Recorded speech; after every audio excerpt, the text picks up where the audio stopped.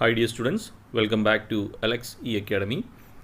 ഈ ഒരു ലെക്ചറിൽ CET 438 airport seaport and harbour engineering എന്ന സബ്ജക്റ്റിലെ ഫസ്റ്റ് മൊഡ്യൂളിലെ 7th ലെക്ചറാണ് നമ്മൾ ഡിസ്കസ് ചെയ്യാൻ വേണ്ടി പോകുന്നത്. ഈ ലെക്ചറിൽ നമ്മൾ ഡിസ്കസ് ചെയ്യുന്ന രണ്ട് ടോപ്പിക്സാണ് factors affecting size of airport and classification of airport. അപ്പോൾ കഴിഞ്ഞ വീഡിയോയിൽ നമ്മൾ factors affecting site selection of an എയർപോർട്ടാണ് ഡിസ്കസ് ചെയ്തത്. ഈ വീഡിയോയിൽ നമ്മൾ സ്റ്റാർട്ട് ചെയ്യുന്നത് factors affecting size of an airport. The airport size defined by the space for daily operation, controlling system, facilities, aircraft maneuver, aircraft repair, manpower, etc. അപ്പോൾ ഒരു എയർപോർട്ടിൻ്റെ size എന്ന് പറഞ്ഞു കഴിഞ്ഞാൽ അതിൻ്റെ ഡെയിലി ഓപ്പറേഷൻസിന് വേണ്ടിയിട്ടും കൺട്രോൾ സിസ്റ്റംസിന് വേണ്ടിയിട്ടും ടെർമിനൽ ബിൽഡിംഗ്, ഹാങ്ങർ, അപ്രോൺ അങ്ങനത്തെ ഫെസിലിറ്റീസിന് വേണ്ടിയിട്ടും എയർക്രാഫ്റ്റ് മാനുവർ ചെയ്യുക എന്ന് പറഞ്ഞാൽ ഒരു ലൊക്കേഷനിൽ നിന്ന് അടുത്ത ലൊക്കേഷനിലേക്ക് ചേഞ്ച് ചെയ്യുക, അതുപോലെ എയർക്രാഫ്റ്റിൻ്റെ റിപ്പയർ, അതുപോലെ മാൻ പവർ, ഇവർക്കൊക്കെ ആവശ്യമായിട്ടുള്ള ഡിഫൈൻഡ് ആയിട്ടുള്ള സ്പേസ് എല്ലാം കൂടി കൂടിയിട്ടാണ് നമ്മൾ എയർപോർട്ടിൻ്റെ സൈസ് ഡിഫൈൻ ചെയ്യുന്നത്. It is controlled by peak aircraft traffic, aircraft characteristics etcetera.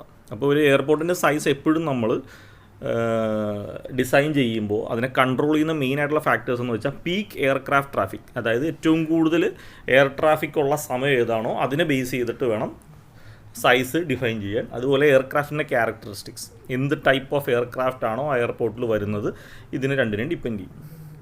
ഇനി ഓവറോൾ നമുക്ക് ഒരു സൈസ് ഓഫ് എയർപോർട്ടിനെ ഡിഫൈൻ ചെയ്യുന്ന മെയിനായിട്ട് 4 ഫാക്ടേഴ്സാണുള്ളത്.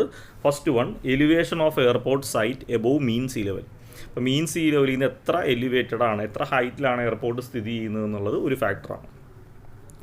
Aircraft performance varies with altitude, air density, pressure, temperature. Density and air pressure reduces with height, effects runway requirements, lift, drag etcetera, greater runway length needed. അപ്പോൾ first point എന്ന് പറഞ്ഞാൽ മീൻ see ലെവലിൽ എത്ര മുകളിലാണ് airport എന്നുള്ളതാണ്. അപ്പോൾ എയർക്രാഫ്റ്റിൻ്റെ പെർഫോമൻസിനെ ഇത് എഫക്റ്റ് ചെയ്യും. അതായത് ആൾട്ടിറ്റ്യൂഡ് കൂടുന്നതനുസരിച്ച്, അതുപോലെ എയർ ഡെൻസിറ്റിയിലെ change, pressure difference, temperature difference, ഇതെല്ലാം ഒരു എയർക്രാഫ്റ്റിൻ്റെ പെർഫോമൻസിനെ എഫക്റ്റ് ചെയ്യും. എയർക്രാഫ്റ്റിൻ്റെ പെർഫോമൻസ് എന്ന് പറഞ്ഞാൽ ലാൻഡ് ചെയ്യുക, പിന്നെ ടേക്ക് ഓഫ് ചെയ്യുക, അതിൻ്റെ ആൾട്ടിറ്റ്യൂഡ് റീച്ച് ചെയ്യുക, സ്പീഡ് അറ്റൈൻ ചെയ്യുക, ഇതെല്ലാമാണ് എയർക്രാഫ്റ്റിൻ്റെ പെർഫോമൻസ്. അപ്പോൾ ഹൈറ്റ് കൂടുന്നതനുസരിച്ച്, മീൻ ലെവലിൽ നിന്ന് ഹൈറ്റ് കൂടുന്നതനുസരിച്ച് എയറിൻ്റെ ഡെൻസിറ്റിയും എയറിൻ്റെ പ്രഷറും എന്ത് ചെയ്യും, റെഡ്യൂസ് ചെയ്യപ്പെടും. അപ്പോൾ എയർ ഡെൻസിറ്റിയും എയർ പ്രഷറും കുറഞ്ഞു പോയാൽ എയർക്രാഫ്റ്റിന് പെട്ടെന്ന് ലിഫ്റ്റ് ചെയ്യാൻ പറ്റത്തില്ല. അതായത് റൺവേയിൽ കുറച്ച് റൺ ചെയ്തിട്ടാണ് എയർക്രാഫ്റ്റ് പതുക്കെ ലിഫ്റ്റ് ചെയ്ത് അറ്റ്മോസ്ഫിയറിലേക്ക്, ആൾട്ടിറ്റ്യൂഡിലേക്ക് എത്തുന്നത്. അപ്പോൾ ഡെൻസിറ്റിയും എയർ പ്രഷറും കുറയുന്നതനുസരിച്ചിട്ട് റൺവേ ലെങ്ത് കൂടുതൽ വേണ്ടി വരും. അതായത് എയർക്രാഫ്റ്റിന് ആ ഒരു ലിഫ്റ്റിലേക്ക് എത്താൻ വേണ്ടിയിട്ട്, ആ ഡ്രാഗ് ഫോഴ്സ് കിട്ടാൻ വേണ്ടി കുറച്ചധികം ദൂരം റൺവേയിൽ കൂടി ഓടേണ്ടി വരും. അപ്പോൾ അങ്ങനെ വരുമ്പോൾ ഹൈറ്റ് കൂടുന്നതനുസരിച്ചിട്ട് റൺവേയുടെ റിക്വയർമെൻറ്റ് കൂടും. അതിന് ലിഫ്റ്റ് ചെയ്യാനും ഡ്രാഗ് ചെയ്യാനും വേണ്ടിയിട്ട് അഡീഷണലി നമ്മൾ എയർക്രാഫ്റ്റ് റൺ ചെയ്യേണ്ടി വരും. അപ്പോൾ അതുകൊണ്ട് തന്നെ ഇതേപോലത്തെ സൈറ്റുകളിൽ റൺവേ ലെങ്ത് കുറച്ചുകൂടി കൂടുതലായിട്ട് ഡിസൈൻ ചെയ്യേണ്ടി വരും. അടുത്തത് മീറ്റിയോളജിക്കൽ condition. Main factors are wind and temperature. The direction of wind and its velocity affect the runway orientation, length and number of runways required. Increase in temperature decrease the air density and aircraft require larger run before takeoff on hot days. Meteorological condition നമ്മൾ consider ചെയ്യുന്ന 2 factor വിൻഡും ടെമ്പറേച്ചറുമാണ്. ഇപ്പോൾ വിൻഡിൻ്റെ ഡയറക്ഷനും അതിൻ്റെ വെലോസിറ്റിയും runway orientation affect ചെയ്യുന്ന main ആയിട്ടുള്ള ഫാക്ടേഴ്സാണ്. ഇപ്പോൾ നമുക്കറിയാം, ഇപ്പോൾ ഈ ഡയറക്ഷനിലാണ് എയർക്രാഫ്റ്റ് ടേക്ക് ഓഫ് ചെയ്യണമെങ്കിൽ വിൻഡും ഈ ഡയറക്ഷനിൽ തന്നെ ആയിരിക്കണം ഫ്ലോ ചെയ്യേണ്ടത്. അപ്പോൾ ഈ വിൻഡിൻ്റെ ഡയറക്ഷനിലായിരിക്കും നമ്മൾ ടേക്ക് ഓഫ് ഡിസൈൻ ചെയ്യുന്നത്. കാരണം എന്ന് വെച്ചാൽ എയർക്രാഫ്റ്റ് മൂവ് ചെയ്യുന്നതനുസരിച്ച് വിൻഡിൻ്റെ ഫോഴ്സ് കൂടി നമുക്ക് ഒരു എക്സ്ട്രാ ഫോഴ്സായിട്ട് നമുക്ക് എടുക്കാൻ പറ്റും. അതേപോലെ എയർക്രാഫ്റ്റ് ലാൻഡ് ചെയ്യുന്നത് വിൻഡിന് എഗെയിൻസ്റ്റ് ആയിട്ടുള്ള ഡയറക്ഷനിലായിരിക്കണം. എങ്കിൽ മാത്രമേ അത് ലാൻഡ് ചെയ്യുന്ന സമയത്ത് വിൻഡിൻ്റെ ഫോഴ്സ് കൊണ്ട് നമുക്കൊരു എക്സ്ട്രാ ഒരു റെസിസ്റ്റീവ് ഫോഴ്സ് ആ എയർക്രാഫ്റ്റിന് സ്റ്റോപ്പ് ചെയ്യാൻ വേണ്ടി കിട്ടും. അപ്പോൾ വിൻഡിൻ്റെ ഡയറക്ഷനും അതിൻ്റെ സ്പീഡും റൺവേ ഓറിയൻറ്റേഷൻ അഫക്റ്റ് ചെയ്യുന്ന ഫാക്ടറാണ്. റൺവേയുടെ ലെങ്ത്തും അതുപോലെ എത്ര റൺവേ വേണമെന്നുള്ളതിനെ ഡിസൈഡ് ചെയ്യും. അടുത്തത് ടെമ്പറേച്ചറാണ്. നമുക്കറിയാം ഹോട്ട് ഡേയ്സിൽ ടെമ്പറേച്ചർ കൂടുതലായിരിക്കും. അപ്പോൾ ഈ ടെമ്പറേച്ചർ കൂടുന്നതനുസരിച്ച് എയറിൻ്റെ ഡെൻസിറ്റി കുറയും. അപ്പോൾ എയർ ഡെൻസിറ്റി കുറഞ്ഞാൽ എന്ത് സംഭവിക്കും, എയർക്രാഫ്റ്റിന് ഒരുപാട് ദൂരം യാത്ര ചെയ്ത് ഗ്രൗണ്ടിൽ കൂടി ഓടിയാൽ മാത്രമേ ലിഫ്റ്റ് അറ്റൈൻ ചെയ്യാൻ പറ്റുള്ളൂ. ഞാൻ കഴിഞ്ഞ പോയിന്റിൽ പറഞ്ഞാണ്. അപ്പോൾ അതേപോലെ ടെമ്പറേച്ചർ കൂടിക്കഴിഞ്ഞാൽ എയർ ഡെൻസിറ്റി കുറയും. അതുകൊണ്ട് എയർക്രാഫ്റ്റിന് എന്താണ്, കുറച്ചധികം ദൂരം റൺവേയിൽ കൂടെ ഓടേണ്ടി വരും. അപ്പോൾ അങ്ങനെ വരുമ്പോൾ റൺവേ ലെങ്ത് ഓട്ടോമാറ്റിക്കായിട്ട് കൂട്ടി ഡിസൈൻ ചെയ്യേണ്ടി വരും. അടുത്തത് performance and characteristic of aircraft, അതായത് എയർക്രാഫ്റ്റിൻ്റെ സൈസ്, അതിൻ്റെ പെർഫോമൻസ്, ഏത് ടൈപ്പ് പ്രൊപ്പൾഷൻ എഞ്ചിനൊക്കെയാണോ യൂസ് ചെയ്യുന്നത് അതിനനുസരിച്ചിട്ട് വേണം നമ്മൾ റൺവേയും ടാക്സി വേയും അപ്രോൺസൊക്കെ ഡിസൈൻ ചെയ്യാൻ. അതായത് ഓവറോൾ ഒരു എയർക്രാഫ്റ്റ് ആ എയർപോർട്ടിൽ വരാൻ സാധ്യതയുള്ള ഏറ്റവും വലിയ എയർക്രാഫ്റ്റിൻ്റെ സൈസ് എന്താണോ അതിനനുസരിച്ചിട്ട് വേണം ആ എയർപോർട്ടിൽ ഓരോ കമ്പോണൻസും ഡിസൈൻ ചെയ്യാൻ. അടുത്ത volume of air traffic, peak hour volume, size of aircraft, nature of air traffic effects the volume of air traffic. അതായത് പീക്ക് ഹവർ വോളിയം, അതായത് ഇപ്പോൾ ഒരു ദിവസത്തിൽ 24 മണിക്കൂറുണ്ട്, അതിലേത് ഹവറിലാണോ ഏറ്റവും കൂടുതൽ ഫ്ലൈറ്റുകൾ ടേക്ക് ഓഫ് ചെയ്യാൻ ലാൻഡ് ചെയ്യുകയും ചെയ്യുക, അതിന് നമ്മൾ പീക്ക് ഹവർ വോളിയം എന്ന് പറയുന്നു. അപ്പോൾ പീക്ക് ഹവർ വോളിയത്തിൽ എത്ര ട്രാഫിക് അവിടെ വരുന്നുണ്ട്, അതുപോലെ സൈസ് ഓഫ് എയർക്രാഫ്റ്റ്, ഏതൊക്കെ സൈസിലുള്ള എയർക്രാഫ്റ്റ്, അതിലേറ്റവും വലിയ സൈസ് ഏതാണ്, പിന്നെ nature of air traffic, chartered flight ഉണ്ടാവും, മിലിറ്ററി ഫ്ലൈറ്റ് ഉണ്ടാവും, സാധാ കൊമേഴ്ഷ്യൽ ഫ്ലൈറ്റ് ഉണ്ടാവും, കാർഗോ ഫ്ലൈറ്റ് ഉണ്ടാവും. അപ്പോൾ അതിലൊക്കെ വരാൻ സാധ്യതയുള്ള വെയിറ്റ് ലോഡുകൾ എത്രയാണ്, ഇതെല്ലാം നമ്മുടെ എയർ ട്രാഫിക്കിനെ അഫക്റ്റ് ചെയ്യും. ഇത്രയും കാര്യങ്ങളാണ് ഒരു എയർപോർട്ടിൻ്റെ സൈസിനെ അഫക്റ്റ് ചെയ്യുന്ന 4 ഫാക്ടേഴ്സ്. അടുത്ത നമുക്ക് എയർപോർട്ടിൻ്റെ ക്ലാസിഫിക്കേഷനാണ്. ആസ് പെർ സിലബസ് നമുക്ക് classification of airport based on ICAO മാത്രമേ ഉള്ളൂ. അതായത് സിലബസ് പ്രകാരം നമ്മൾ ഈ 4th and 5th ക്ലാസിഫിക്കേഷൻ മാത്രമേ ഡീറ്റെയിൽഡ് ആയിട്ട് പഠിക്കേണ്ട ആവശ്യമുള്ളൂ. എങ്കിലും ഫോർ ദ ഇൻഫർമേഷൻ നമ്മൾ ബേസിക് ആയിട്ട് വരുന്ന 5 എണ്ണവും നോക്കുന്നുണ്ട്. അപ്പോൾ classification of airport is based on 5 main categories. First one based on takeoff and landing, second one based on aircraft approach speed, third one based on function, 4 and 5 നമ്മൾ generally അതിനെ classification based on ICAO എന്ന് പറയും, international civil aviation ഓർഗനൈസേഷൻ്റെ കീഴിലുള്ള classification. അതിൽ തന്നെ based on geometrical design and based on aircraft wheel characteristics. Okay, ഓരോന്ന് എന്താണെന്നുള്ള ബ്രീഫായിട്ട് നോക്കാം. അപ്പോൾ first classification based on take off and landing. Aircraft can have different ways to take off and land. Conventional aeroplanes accelerate along the ground until sufficient lift is generated for takeoff and reverse the process to land. Some planes can take off at low speed, this being shortest takeoff. അപ്പോൾ നമുക്കറിയാം പല എയർക്രാഫ്റ്റും പല രീതിയിലാണ് അതിൻ്റെ take off landing ഉള്ളത്. Conventional aircraft എന്ന് പറഞ്ഞു കഴിഞ്ഞാൽ ഗ്രൗണ്ടിലൂടെ നമ്മൾ, അതായത് നമ്മുടെ റൺവേയിലൂടെ കുറച്ച് നേരം ഓടിയതിന് ശേഷം മാത്രമാണ് എന്ത് ചെയ്യുന്നത്, ലിഫ്റ്റ് ചെയ്യപ്പെടുന്നത്. അറ്റ്മോസ്ഫിയറിലേക്ക് പതുക്കെ ലിഫ്റ്റ് ചെയ്ത് പിന്നെയാണ് അത് ടേക്ക് ഓഫ് ചെയ്ത് മുകളിലേക്ക് പോകുന്നത്. ഇതിൻ്റെ നേരെ ഓപ്പോസിറ്റാണ് ലാൻഡിങ് പ്രൊസീജിയറിൽ വരുന്നത്. ഇനി ചില എയറോപ്ലെയിൻസിന് അതിൻ്റെ എൻജിൻ്റെ പെക്യുലാരിറ്റി, സൈസിൻ്റെ പെക്യുലാരിറ്റിയും കൊണ്ട് ലോ സ്പീഡിൽ തന്നെ ടേക്ക് ഓഫ് ചെയ്യാനുള്ള കപ്പാസിറ്റി ഉണ്ട്. അപ്പോൾ അതിനനുസരിച്ചിട്ട് നമ്മൾ എയർപോർട്ടിനെ 4 ക്ലാസിഫൈ ചെയ്യുന്നുണ്ട്. Conventional take off and landing, CTOL എന്ന് പറയും. ഇവിടെ runway length greater than 1500 metre, അതായത് 1500 മീറ്ററിൽ കൂടുതലാണ് അവിടെ റൺവേ ലെങ്ത് വരുന്നത്. Second one reduced take off and landing airport, RTOL. ഇവിടെ എന്ന് പറയുമ്പോൾ എയർപോർട്ടിൻ്റെ runway length will be between 1000 and 1500 metre.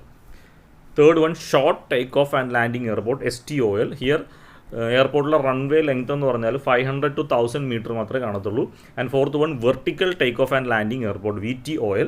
Here the operational area is 25 to 50 square metre. അതായത് റൺവേ പറയുന്നതിന് പകരം നമുക്കൊരു ഓപ്പറേഷണൽ ഏരിയ ആണുള്ളത്, അതിൻ്റെ ടോട്ടൽ ഏരിയ എന്ന് പറഞ്ഞാൽ 25 to 50 മീറ്റർ സ്ക്വയർ ആയിരിക്കും വരുന്നത്. Aeroplanes can take off at low speed, this being shortest take off. അപ്പോൾ ഈ ഫോർത്ത് വണ്ണാണ് എയർക്രാഫ്റ്റിന് അല്ലെങ്കിൽ എയറോപ്ലെയിൻസ് ഏറ്റവും ലോ സ്പീഡിൽ തന്നെ ടേക്ക് ഓഫ് ചെയ്യാനുള്ള ഫെസിലിറ്റി അവിടെ ഉണ്ട്. അതുകൊണ്ട് തന്നെ അതിന് ഏറ്റവും ഷോർട്ടസ്റ്റ് ടേക്ക് ഓഫ് ആണ് വരുന്നത്. ഇതാണ് ഫസ്റ്റ് ക്ലാസിഫിക്കേഷൻ. രണ്ടാമത്തെ classification based on aircraft approach speed. Aircraft approach ചെയ്യുന്ന സ്പീഡിനനുസരിച്ചിട്ട് നമുക്ക്, അതായത് റൺവേയിലേക്ക് ലാൻഡ് ചെയ്യാൻ വരുന്ന സ്പീഡിനെ ബേസ് ചെയ്തിട്ട് നമുക്കതിൻ്റെ എയർപോർട്ടിനെ ക്ലാസിഫൈ ചെയ്യാം. Grouping and differentiating airport based on the speed at which aircraft approaches a runway for landing. ഒരു എയർക്രാഫ്റ്റ് ലാൻഡിങ്ങിന് വേണ്ടിയിട്ട് റൺവേയിലേക്ക് അപ്രോച്ച് ചെയ്യുന്ന സ്പീഡ് എത്രയാണോ അതിനെ ബേസ് ചെയ്തിട്ട് നമുക്ക് എയർപോർട്ടിനെ ABCDE എന്നുള്ള രീതിയിൽ ക്ലാസിഫൈ ചെയ്യാം. അപ്പോൾ ഇവിടെ സ്പീഡ് നമ്മൾ നോട്ട്സിലാണ് പറയുന്നത്. നോട്ട്സ് എന്ന് പറഞ്ഞാൽ നോട്ടിക്കൽ മൈൽസ് പെർ സെക്കൻഡ്. അതായത് 1 knot is equal to 1.85 kilometre per hour ആണ്. അതതിൻ്റെ കൺവേർഷൻ. നമ്മൾ എയറോപ്ലെയിൻസിൻ്റെയൊക്കെ സ്പീഡ് നോട്ട്സിലാണ് കൂടുതലും പറയുന്നത്. അപ്പോൾ കാറ്റഗറി A എയർപോർട്ട് എന്ന് പറഞ്ഞു കഴിഞ്ഞാൽ അപ്രോച്ച് സ്പീഡ്, എയർക്രാഫ്റ്റ് ലാൻഡ് ചെയ്യുമ്പോൾ അതിൻ്റെ അപ്രോച്ച് സ്പീഡ് എന്ന് പറഞ്ഞാൽ it will be less than 91 knots ആയിരിക്കും. കാറ്റഗറി ബി എയർപോർട്ട് എന്ന് പറയുമ്പോൾ അതിൻ്റെ അപ്രോച്ച് സ്പീഡ് എന്ന് പറഞ്ഞാൽ 91 to 120 നോട്ട്സ് ആയിരിക്കും അപ്രോച്ച് സ്പീഡായിട്ട് വരുന്നത്. കാറ്റഗറി സി എയർപോർട്ട്സിൽ 120 to 140, category D 141 to 165, and ഈ കാറ്റഗറി എയർപോർട്ടിൽ approach speed will be greater than 165 nautical miles per hour. ഈ സ്പീഡിലായിരിക്കും എയർക്രാഫ്റ്റ് അപ്രോച്ച് ചെയ്യുന്നത്. ഇതാണ് second classification. Third classification based on function. ആ എയർപോർട്ട് എന്ത് ഫംഗ്ഷനാണ് അത് ഹാൻഡിൽ ചെയ്യുന്നത്, അതിനനുസരിച്ച് നമുക്ക് അതിനെ ക്ലാസിഫൈ ചെയ്യാം. First one civil aviation. Basically നമുക്ക് 2 ടൈപ്പ് ക്ലാസിഫിക്കേഷനാണ്. ഒന്ന് സിവിൽ ഏവിയേഷനും 2 മിലിറ്ററി ഏവിയേഷനും. സിവിൽ ഏവിയേഷനെ തന്നെ നമ്മൾ ഡൊമസ്റ്റിക് ആൻഡ് ഇൻ്റർനാഷണൽ എയർപോർട്ട് എന്നുള്ള രീതിയിൽ ക്ലാസിഫൈ ചെയ്യുന്നുണ്ട്. ഓക്കെ, അപ്പോൾ first one civil aviation. It is one of the 2 major categories of flying representing all non military aviation both private and commercial. അപ്പോൾ നമുക്ക് മെയിനായിട്ട് 2 ക്ലാസിഫിക്കേഷനാണ് based on function. സിവിലും ഉണ്ട്, മിലിറ്ററിയും ഉണ്ട്.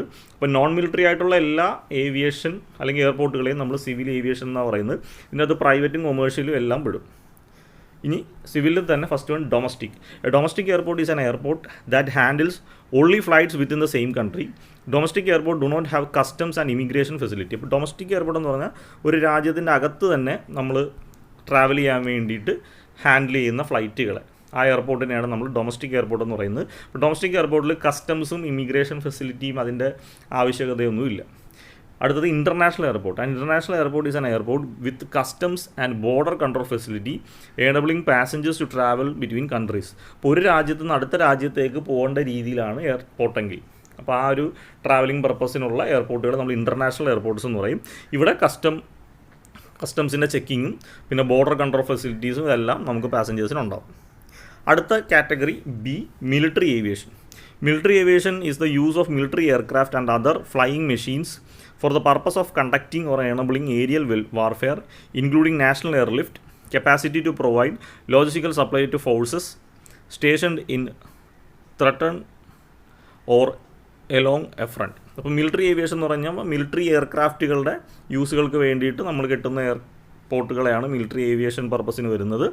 ഇവിടെ എന്ന് പറയുമ്പോൾ മിലിറ്ററി എയർക്രാഫ്റ്റ് അല്ലെങ്കിൽ ഫ്ലൈയിങ് മെഷീൻസിനൊക്കെ വേണ്ടിയിട്ടൊക്കെ ആയിരിക്കും. പിന്നെ കൂടുതലായിട്ട് യൂസ് ചെയ്യുന്നത് ഏരിയൽ വാർഫെയർ, പിന്നെ എയർ ലിഫ്റ്റ് ചെയ്യാൻ വേണ്ടി, ഏതെങ്കിലും ഒരു സ്ഥലത്ത് ആരെങ്കിലുമൊക്കെ എയർ ലിഫ്റ്റ് ചെയ്യാൻ വേണ്ടിയിട്ടൊക്കെ നമ്മളിത് യൂസ് ചെയ്യാറുണ്ട്.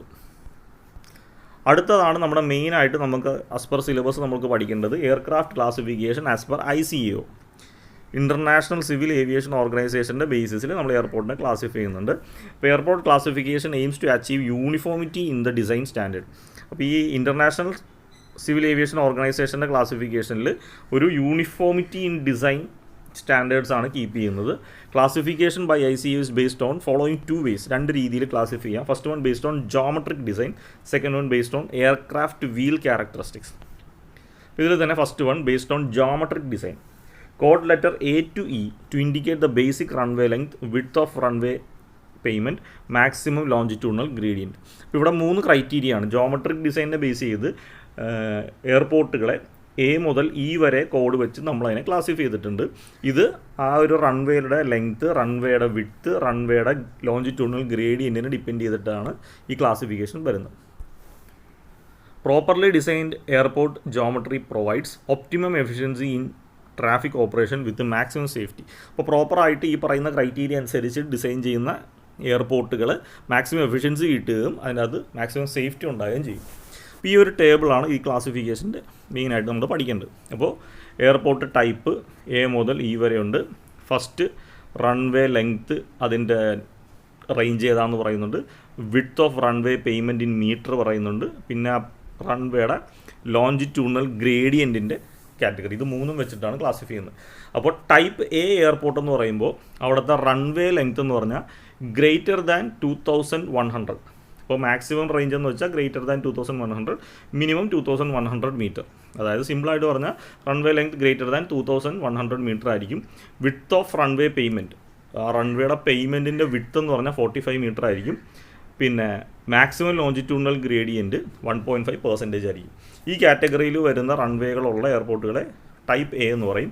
ടൈപ്പ് B എന്ന് പറയുമ്പോൾ runway length in between 2099 to 1500, runway payment width 45 തന്നെയാണ്, ഗ്രേഡിയൻറ്റ് 1.5 തന്നെയാണ്. അത് രണ്ടിലും മാറ്റമില്ല.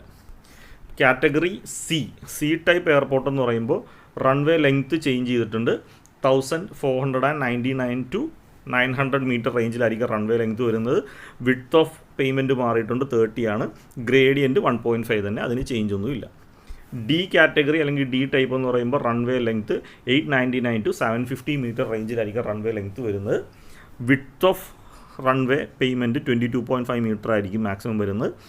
ഗ്രേഡിയൻറ്റ് ചേഞ്ച് ആയിട്ടുണ്ട്, 2% കുറച്ച് കൂടിയ ഗ്രേഡിയൻ്റാണ് പ്രൊവൈഡ് ചെയ്യുന്നത്. ലാസ്റ്റ് ഇ കാറ്റഗറി എന്ന് പറയുമ്പോൾ റൺവേ ലെങ്ത് 749 to 600 മീറ്റർ റേഞ്ചിലായിരിക്കും റൺവേ ലെങ്ത്. വിഡ്ത്ത് വരുന്നത് 18 മീറ്ററാണ്. ഗ്രേഡിയൻറ്റ് 2 തന്നെയാണ് വരുന്നത്. അപ്പോൾ ഇതാണ് ബേസ്ഡ് ഓൺ ജോമെട്രിക് ഡിസൈൻ. ഇനി രണ്ടാമത്തത് ICAയുടെ തന്നെ ക്ലാസിഫിക്കേഷനിൽ രണ്ടാമത് വരുന്നത് based on aircraft wheel characteristics ആണ്. Numbers 1 to 7 to indicate the single isolated wheel load and tyre pressure. അപ്പോൾ ഇവിടെ ക്ലാസിഫിക്കേഷൻ 1 to 7 എന്ന് പറയുന്ന നമ്പർ ഇട്ടിട്ടാണ് എയർപോർട്ടുകളെ ക്ലാസിഫൈ ചെയ്യുന്നത്. ഇവിടെ രണ്ട് രീതിയിൽ എയർക്രാഫ്റ്റിൻ്റെ വീലിൽ വരുന്ന ലോഡും അതിൻ്റെ ടയറിലുള്ള പ്രഷറും ഇത് രണ്ടിനെയും ബേസ് ചെയ്തിട്ടാണ് ഈ 1 to 7 എന്നുള്ള രീതിയിൽ ക്ലാസിഫൈ ചെയ്യുന്നത്. Aircraft wheels are important components of landing gear system. With the tire mounted upon them, they support the entire weight of the aircraft during taxiing, takeoff and landing. അപ്പോൾ എയർക്രാഫ്റ്റിൻ്റെ വീലെന്ന് പറഞ്ഞാൽ അതിൻ്റെ landing gear, നമുക്കറിയാം aircraft land ചെയ്യുന്ന സമയത്ത് എയർക്രാഫ്റ്റിൻ്റെ ബോഡിയിൽ നിന്ന് ഒരു ടയറിൻ്റെ ഒരു ഗിയർ സിസ്റ്റം താഴത്തേക്ക് വരും. അതാണ് ഈ എയർക്രാഫ്റ്റിൻ്റെ ഫുൾ ലോഡിനെയും ലാൻഡിങ് പേയ്മെൻറ്റിലേക്ക് ട്രാൻസ്മിറ്റ് ചെയ്യുന്നത്. അപ്പോൾ അത് വളരെ ഇമ്പോർട്ടൻ്റ് ആയിട്ടുള്ളൊരു സെറ്റപ്പാണ്. ഈ ലാൻഡിങ് ഗിയറിൽ നമ്മൾ എന്ത് ചെയ്യും, ടയർ മൗണ്ട് ചെയ്തിട്ടുണ്ട്. ഈ ടയറിലേക്കായിരിക്കും എയർക്രാഫ്റ്റിൻ്റെ കംപ്ലീറ്റ് ലോഡും വരുന്നത്. ഏതൊക്കെ സമയത്ത്, ലാൻഡ് ചെയ്യുന്ന സമയത്തും ടേക്ക് ഓഫ് ചെയ്യുന്ന സമയത്തും അങ്ങോട്ടും ഇങ്ങോട്ടും ടാക്സ് ചെയ്യുന്ന സമയത്തൊക്കെ ലോഡ് മുഴുവൻ ക്യാരി ചെയ്യുന്നത് ഈ ടയറിലേക്കാണ്. അപ്പോൾ നമുക്ക് ഈ ക്ലാസിഫിക്കേഷൻ ടേബിൾ നോക്കാം. അപ്പോൾ കോഡ് 1 മുതൽ 7 വരെയാണ്. First criteria single isolated wheel ലോഡാണ്. ഒരു വീലിൽ വരുന്ന ലോഡ് എത്രയാണ്, അത് കിലോഗ്രാമിലാണ് നൊട്ടേറ്റ് ചെയ്യുന്നത്. അടുത്തത് ടയർ പ്രഷർ, ഒരു ടയറിൽ വരുന്ന പ്രഷർ അത് കിലോഗ്രാം പെർ സെൻറ്റിമീറ്റർ സ്ക്വയറിലാണ് നൊട്ടേറ്റ് ചെയ്യുന്നത്. അപ്പോൾ ടൈപ്പ് 1 എയർപോർട്ട് എന്ന് പറഞ്ഞു കഴിഞ്ഞാൽ ഒരു സിംഗിൾ വീലിൽ വരുന്ന ലോഡ് 45,000 കിലോഗ്രാം ആയിരിക്കും. ആ ടയറിൽ വരുന്ന പ്രഷർ എന്ന് പറഞ്ഞാൽ 8.5 കിലോഗ്രാം പെർ സെൻറ്റിമീറ്റർ സ്ക്വയർ റേഞ്ചിലാണെങ്കിൽ അതിനെ നമ്മൾ ടൈപ്പ് കോഡ് 1 എന്ന് പറയും. ഇനി ടൈപ്പ് 2 എയർപോർട്ടുകൾ, ടൈപ്പ് 2 എയർപോർട്ട് എന്ന് പറയുമ്പോൾ ഒരു വീലിൽ വരുന്ന ലോഡ് 34,000ഉം ആ ടയറിൽ വരുന്ന pressure 7 kilogram per centimetre square ആയിരിക്കും. ടൈപ്പ് 3 എന്ന് പറയുമ്പോൾ 27,000ഉം 7ഉം. ടൈപ്പ് 4 എന്ന് പറയുമ്പോൾ 20,000ഉം 7ഉം. ടൈപ്പ് 5 കാറ്റഗറി എന്ന് പറയുമ്പോൾ wheel load 13,000 kilogram, tyre pressure 6 ആണ്. ടൈപ്പ് 6 7,000 ആണ് വീൽ ലോഡ് വരുന്നത്, 7,000 kg. ടയർ പ്രഷർ വരുന്ന 5 kilogram per centimetre square. Last one code 7 കൊടുക്കുന്ന എയർപോർട്ട് എന്ന് പറഞ്ഞാൽ വീൽ ലോഡ് വളരെ കുറവാണ്, 2,000 kg മാത്രമായിരിക്കും അതിൻ്റെ അകത്ത് വീൽ ലോഡ് വരുന്നത്. ടയർ പ്രഷർ വരുന്നത് 2.5 കിലോഗ്രാം പെർ സെൻറ്റിമീറ്റർ സ്ക്വയർ ആണ്. ഓക്കെ, അപ്പോൾ ഈ രീതിയിലാണ് എയർപോർട്ടിൻ്റെ ക്ലാസിഫിക്കേഷൻ. അപ്പോൾ ഈ ലെക്ചർ ഫുള്ളായിട്ട് കാണുക. ഇതിൻ്റെ അകത്ത് നിങ്ങൾ ഏറ്റവും ഇമ്പോർട്ടൻ്റ് ആയിട്ട്, അതായത് ഡിഫോൾട്ടായിട്ട് ചുമ്മാ ക്ലാസിഫിക്കേഷൻ എന്ന് ചോദിച്ചു കഴിഞ്ഞാൽ ഫുൾ നെയിം എഴുതിയിട്ട് നിങ്ങൾ ICAയുടെ ബേസ്ഡ് ഓൺ ജോമെട്രിയും ബേസ്ഡ് ഓൺ വീൽ ക്യാരക്ടറിസ്റ്റിക്സും മാത്രം ഡീറ്റെയിൽഡ് ആയിട്ട് ടേബിൾ വരച്ച് എക്സ്പ്ലെയിൻ ചെയ്യുക. വലിയ ഒക്കെയാണ് ചോദിക്കുന്നതെങ്കിൽ എല്ലാം എഴുതുക, ഷോർട്ടാക്കി എല്ലാം എഴുതിയിട്ട് ICAയുടെ മാത്രം ഹൈലൈറ്റ് ചെയ്ത് കാണിക്കുക. ഓക്കെ, അപ്പോൾ എന്താണെങ്കിലും ബേസ്ഡ് ഓൺ ICAയോ ക്ലാസിഫിക്കേഷൻ നിർബന്ധമായിട്ട് പഠിച്ചിരിക്കണം. ഓക്കെ, അപ്പോൾ ഇത്രയാണ് ഈ ഒരു ലെക്ചറിലുള്ളത്. Thank you.